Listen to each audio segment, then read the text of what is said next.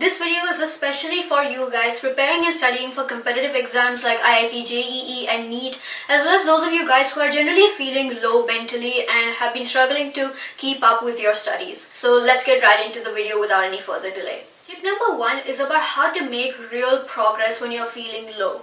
So when we're feeling low, we often find tasks that are generally, thought to be very simple, tasks that we would have done very easily earlier to be quite intimidating and daunting, right? So in this situation, what we need to focus now on is doing low energy study techniques. Some examples of low energy study techniques could be listening to your lecture and, typing down notes instead of using handwritten methods to make a really extensive mind map, or listening to podcasts, listening to sources that will give you the same information as your textbook, but finding ways to make information absorbed easier. This could also be using existing flashcards, for instance, that people have made. There are so many websites like Quizlet and Anki that have pre-made existing flashcards for the topics that you are looking for.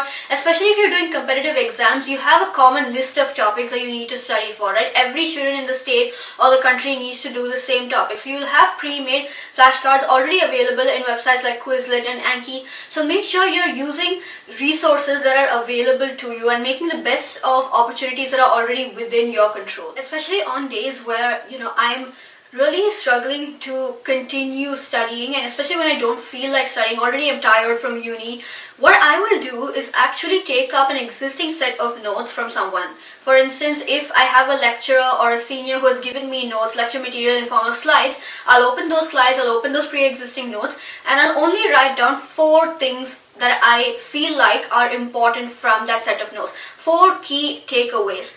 That will be my set of notes, my baseline for notes, and then I will make sure to substitute that with the lecture. So I have my 4 key takeaways, and then I'll see the lecture. I'll look at the lecture, what is the lecture saying as important, I'll just add that onto it. So in this way, you're not forced to make very detailed and extensive notes. You're essentially not forced to do those extensive mind maps. You're just doing what you simply can do with your energy levels and just writing down key takeaways so that then you can build on it once you have more stamina and once you feel mentally better. Tip number 2 is about studying in micro-sessions. So traditionally, if you've looked at study methods like the Pomodoro method, you know that people often tell us to study in time blocks of 45 minutes or 20 minutes and then take a gap. But when you're struggling with mental health, it's really important to identify how long it is that you can focus for, because it often varies from person to person, right? When you are feeling tired and when you just don't feel like studying, you have a reduced amount of time that you're able to sit and focus 100% of your time and effort into studying, right? So what I want you guys to do is this exercise. Make sure that you start by putting a timer on your phone. Set a timer on your phone or a stopwatch and record how long you're able to sit and study with 100% focus. And as soon as you feel like you're getting distracted, you're daydreaming or you're looking out the window to see how many cars have passed by, for instance, make sure you stop that stopwatch.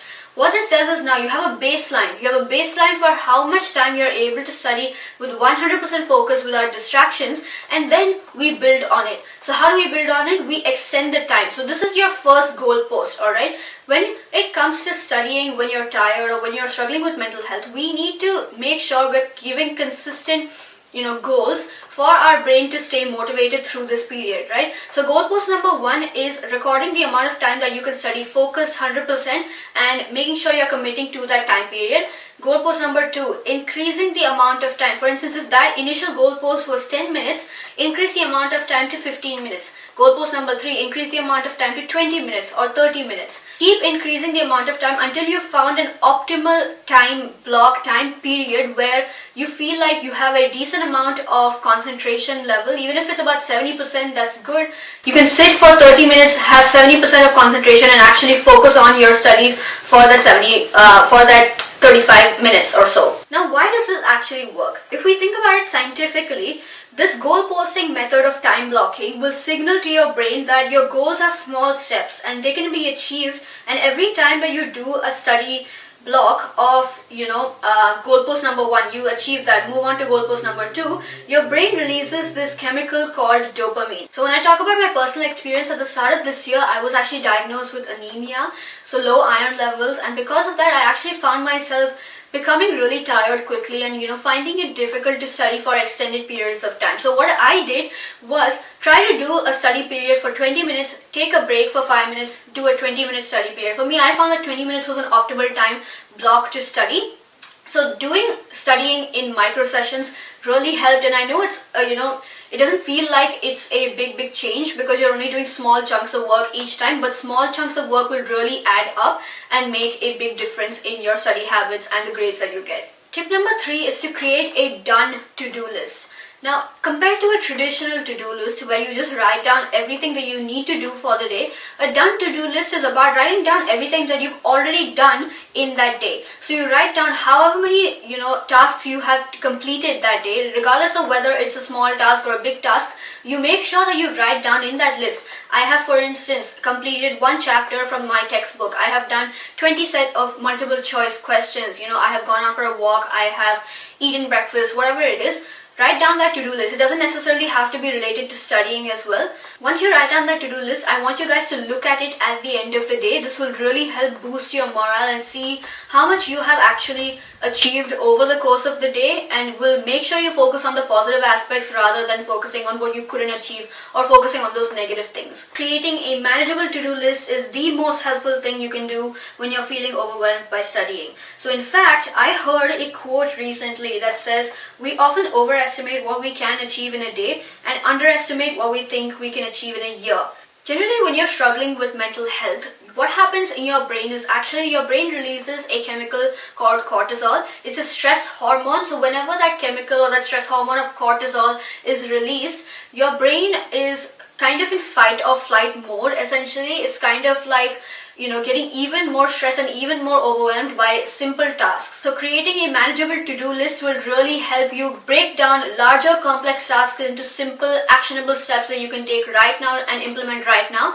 And this will help you reduce your cortisol levels, stress hormone levels, ultimately helping you reduce that stress and ultimately helping you improve your mental health, which will then help you get back to your studying and make sure you can get that progress when it comes to studying. Tip number 4 relates to diet changes and caffeine consumption. So I'm sure you must have noticed whenever you're stressed, you tend to eat either lesser amounts than how much you normally do, or you tend to eat a lot more than you normally do. So this pattern of stress eating is even further and even worsened by, poor mental health. Because what actually happens in poor mental health is we have that excessive cortisol being released, that stress hormone being released, and so that is actually what perpetuates that stress eating. One really big problem with stress eating is our focus on caffeine. So whenever we have those late night study sessions, we tend to get a cup of coffee, cup of chai or tea, and we essentially kind of put our emphasis and depend on caffeine for survival sort. We depend on caffeine to last through our study session, to pull an all-nighter. What happens is the caffeine acts to increase the cortisol levels in our body, and because cortisol is our stress hormone, when you also drink more caffeine, there's an increased production of a chemical called ACTH, and ACTH is essentially like a trigger for cortisol to be released. So ACTH is like the water pump, like the machine start and stop point for cortisol to be released. So whenever ACTH is released, cortisol is released. So when you drink a lot of caffeine, you're already stressed, you're going to release so much ACTH that you're going to essentially drown in that stress pool. So make sure that, especially if you're feeling overwhelmed by studying, for instance, stressed out already, limit your caffeine consumption and opt for another alternative. Like, for instance, during tea time, whenever you drink chai, for instance, usually, or coffee, make sure you're substituting that with a different drink, like smoothies, which are enriched in a lot of vitamins and minerals and have lesser caffeine content for sure than if you were to drink tea. I know it's a big thing for us Indian people, to have chai during tea time and have multiple cups of chai during the day. But I would highly recommend switching to an alternative, especially if you've noticed that recently you've been, struggling to focus on studying, you've been cramming in a lot of work, and generally your, mental health overall is not very good. So yes, for sure, make sure you cut down on that caffeine, and I can 100% guarantee you will see better results when it comes to your focus, concentration, and generally how much information you're able to absorb during each study session. Alright, tip number 5 is a bit of an unconventional one, and it's about getting back onto track. So what I mean by that is getting back into a habit mechanism or a habit tracking system. So what I tend to do, especially at the start of the year, through personal experience, when I was struggling to cope with a lot of things that were going on in my life, and when that kind of affected how well I was studying and able to absorb content, I went back to what actually brings me happiness. Okay, I went back to what I feel like I would actually enjoy doing. So highly recommend you guys to pick up one thing that you know for a fact you enjoy doing, that you like doing, that brings you closer to your authentic self, and incorporate that as a habit into your daily study routine. If you can't do it daily, at least do it once a week. For instance, for me, at the start of this year, because I was feeling so low, I made sure to think, what is it that I actually like doing? And I figured out that